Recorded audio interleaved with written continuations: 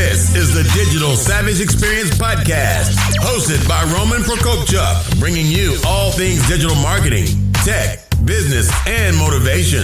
What's stopping you from becoming relentless in all aspects of life? Are you ready to become a digital savage? Let's get into today's episode.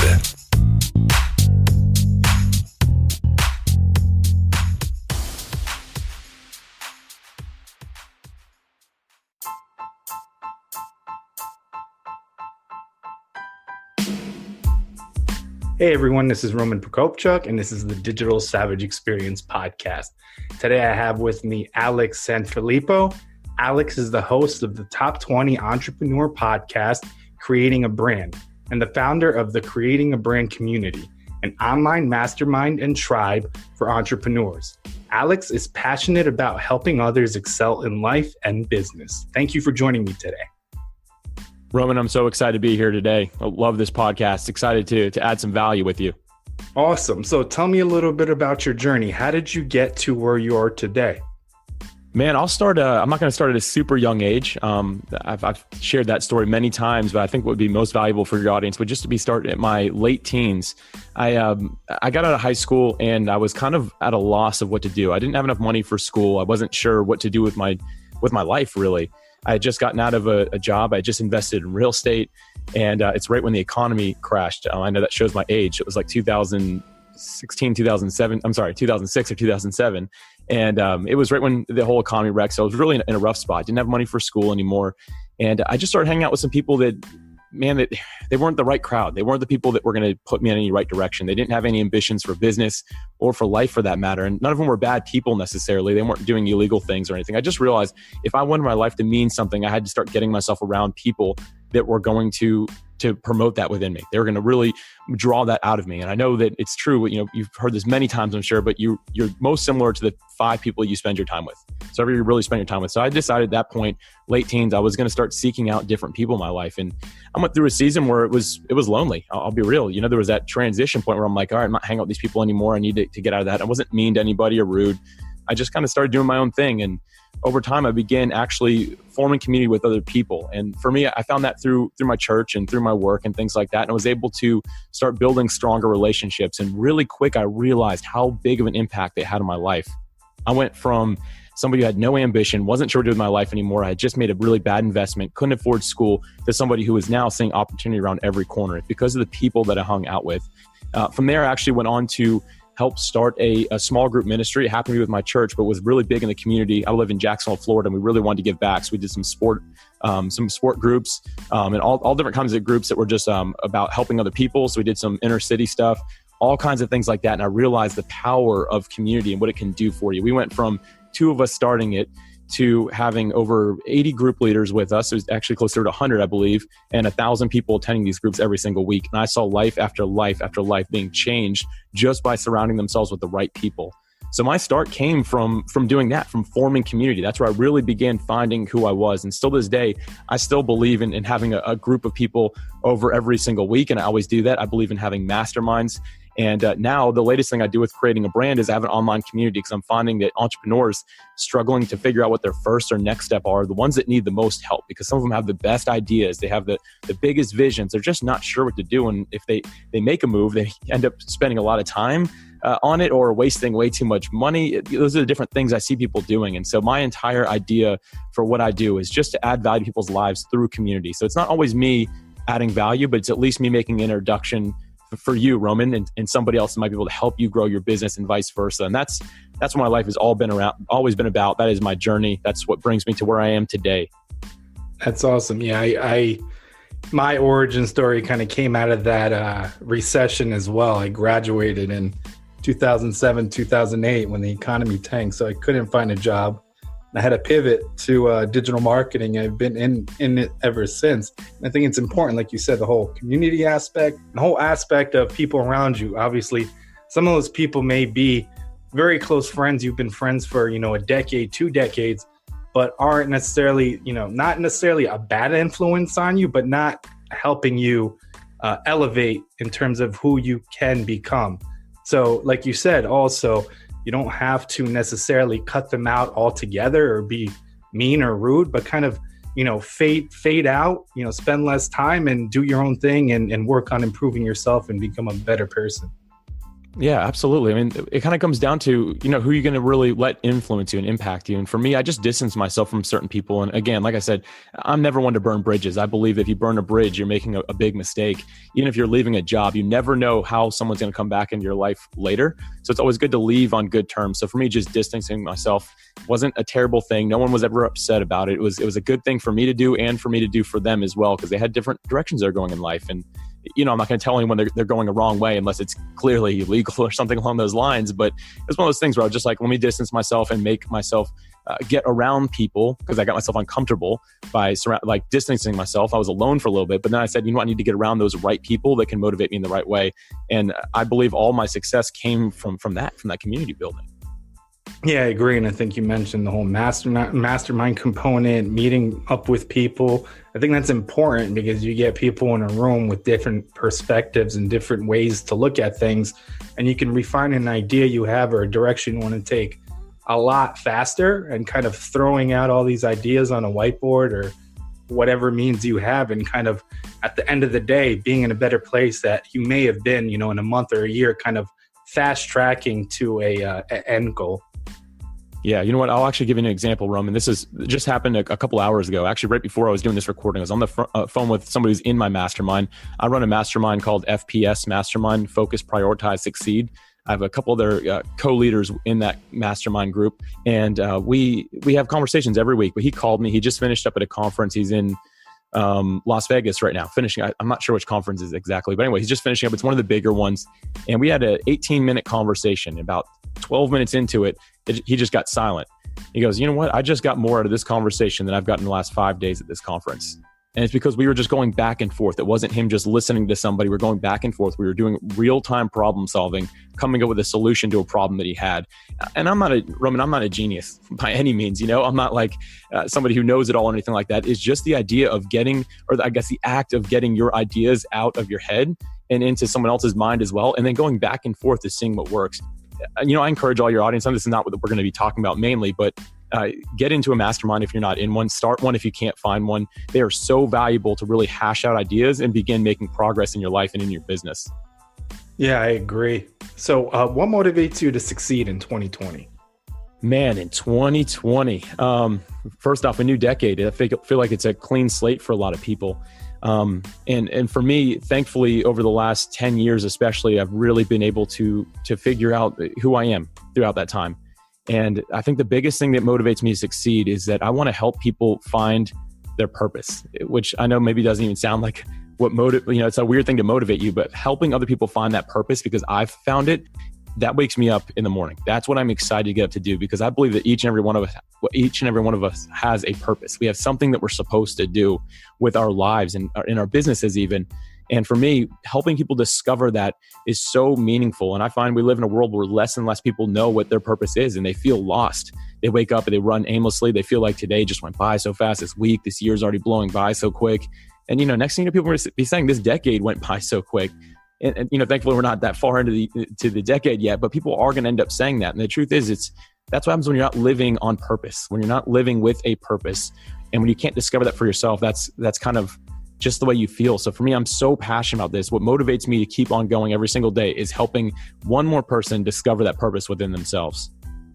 Yeah, I think that's important, because a lot of people kind of coast and go through the motions and even, become complacent in their situations, or become complacent or take a comfortable job. And obviously there's bills, there's different situations, you're taking care of other people, but kind of give up on their, the dreams they have in a way, and don't necessarily materialize any of them, and don't change anything or any habits in terms of getting to where they want to get. So like you said, time is not going to stop and wait for you. So a decade is going to go by. And if you're coasting like that and not becoming a better person or reinventing yourself or constantly learning, you're going to have that kind of, well, in my opinion, at least for me, that feeling kind of emptiness, and I missed something, and then you're never going to get that time back. Yeah, I couldn't agree more. And, I think a lot of people assume that purpose means making a lot of money or making a really big impact or having a massive following of some sort. But the truth is, your purpose can be something so small. And I believe it's mostly inward. And when you discover it, it's just a sense of fulfillment and freedom in whatever it is that you're doing. I know a lot of people that they have full-time jobs and they're living in their purpose and they love it. Some of them don't even have social media and they are still living the purpose that they feel like they're called to live, which I really appreciate that. And I think for all of us to discover it, for me, like that first step, if I can just share that real quick, the first step for discovering it is getting control of your time. Because if you don't have control of your time, there's no way for you to discover what your purpose is, because you're just going to go. And life has a plan for you. It's not your purpose, but life has a plan for you, and it's to run you to the end of it as quickly as possible.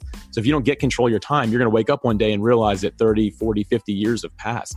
I think that's a really dangerous place to be. And so for me, one of the ways that I motivate others and help them to discover their purpose, I have an online course that teaches time management and discovering your purpose. And that's something that I absolutely love to be able to do and add value. But I think that people have to understand first off that what purpose and success is, both those things together, is a deep sense of freedom and fulfillment that you have inwardly, and then it expresses itself outward. So example, I know some people also that they have a full-time job, but they have a side hustle and they are super happy with both. They love their full-time job, their career. They had a lot of value there, but then they also have like that hobby or that side hustle, something they're doing on the side to also just have a good time and express it. And I think that type of thing, again, it's not necessarily what the world says that success is or purpose is, but truthfully, it's an inward thing. It's not something outward. Yeah, I agree. And I think, like you said, it's dependent on the person. So the person shouldn't necessarily go by stereotypes or, if they are working for somebody else, what other people in that career field are or where they are or what they've achieved. It's what you define as successes to you. And like you said, what purpose are you living a purposeful life, and not be focused on what, the world and things around you are telling you, because ultimately you have to be happy. You have to live with yourself, and you have to give yourself permission at the end of the day to become happy and do kind of what you love. And like you said, if you have a full-time job, you're doing something else. You may have, a side hustle or a hobby that lets you express yourself, like you mentioned, and kind of get that creativity out and that self-expression out as well.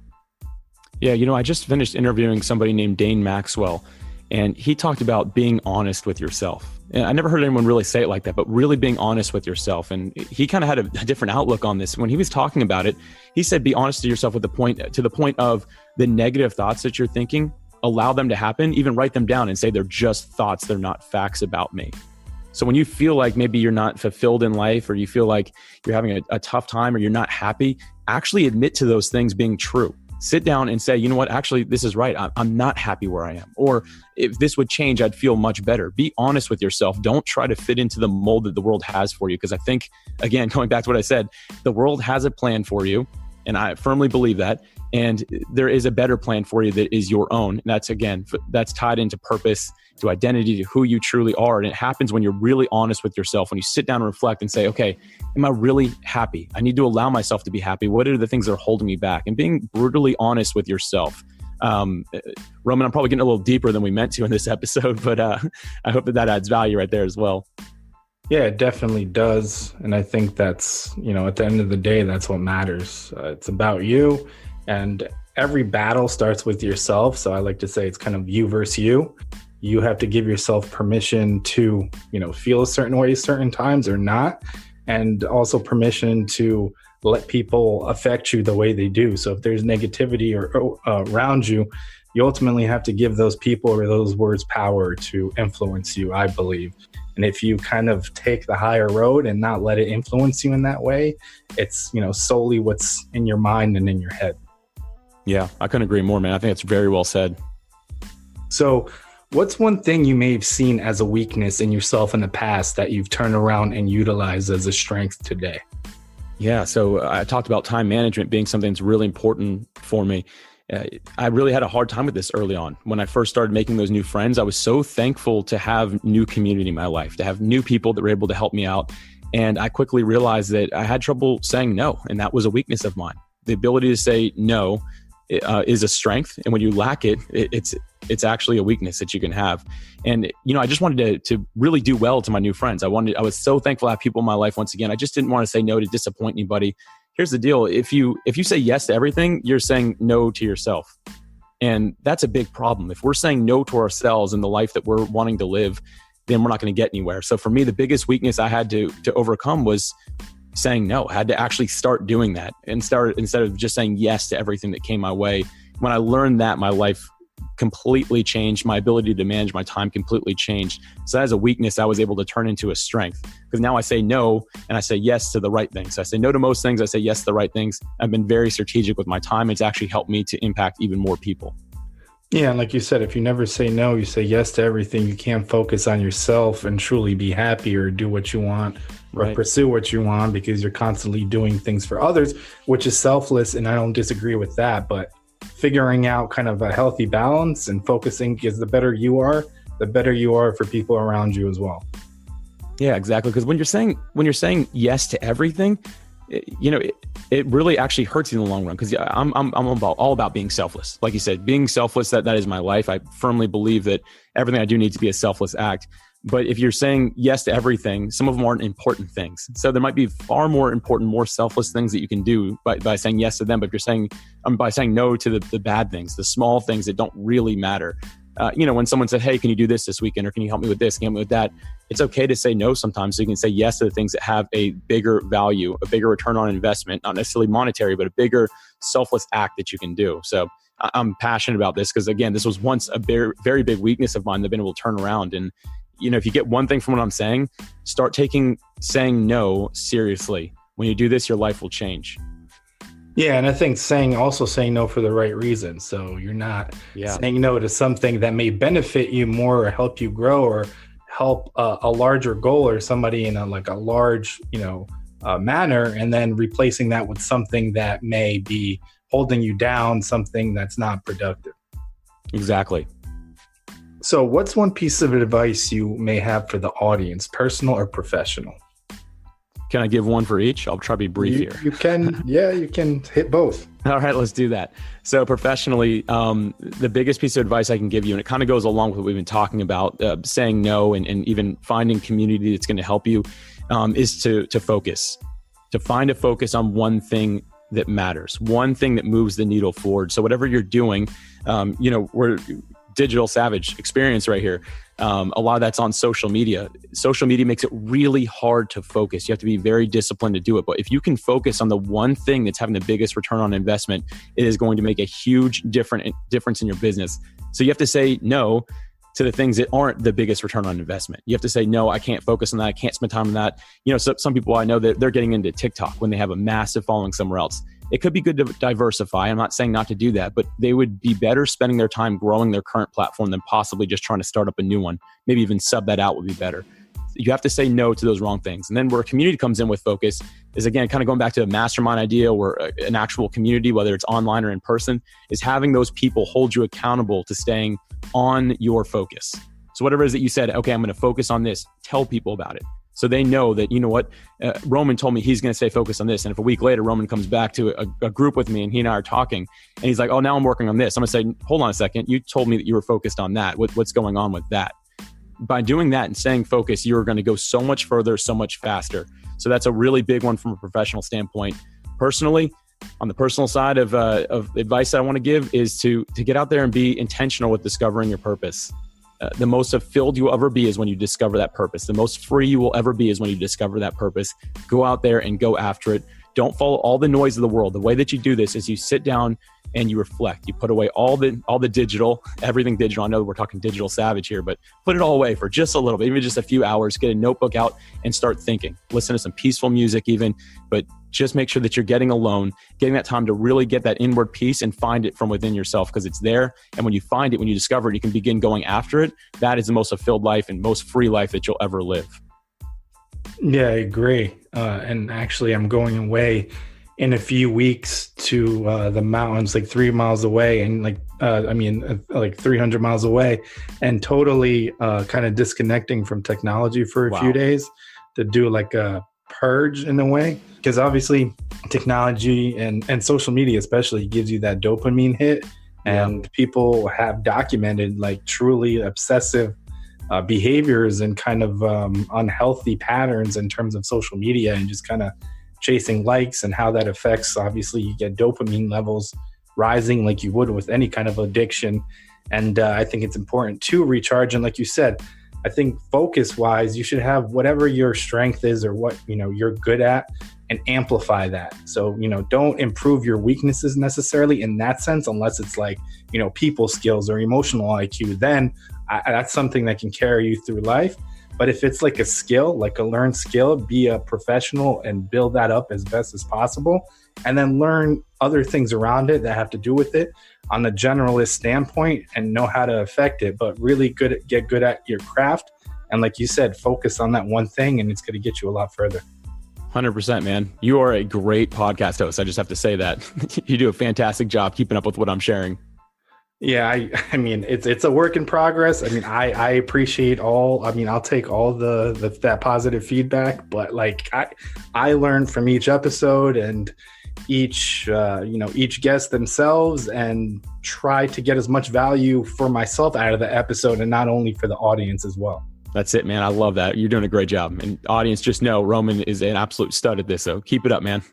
Thank you. So I really appreciate you stopping by today. Can you let the audience know how they can find you?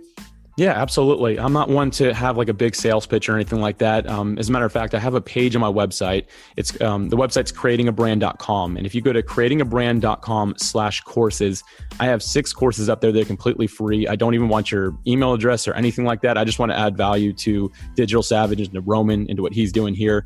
And if sometimes those courses get full, if they do, and there's something premium that you're interested in, just reach out to me. I'll make sure that I get your audience whatever they need. But you can also check me out on the Creating a Brand podcast. Everything can be found at creatingabrand.com. That's where I sit. That's where I hang out. If you want to learn anything more about me, I'd love to hear from anybody. If I can add any value, you can find my email address there as well. And I'd love to just help out on behalf of Roman, because he's a friend and I believe he's doing a great thing here. So I just want to add that extra value if I possibly can. But Roman, thanks again for having me, man. I appreciate it. Thanks again for stopping by. Thank you.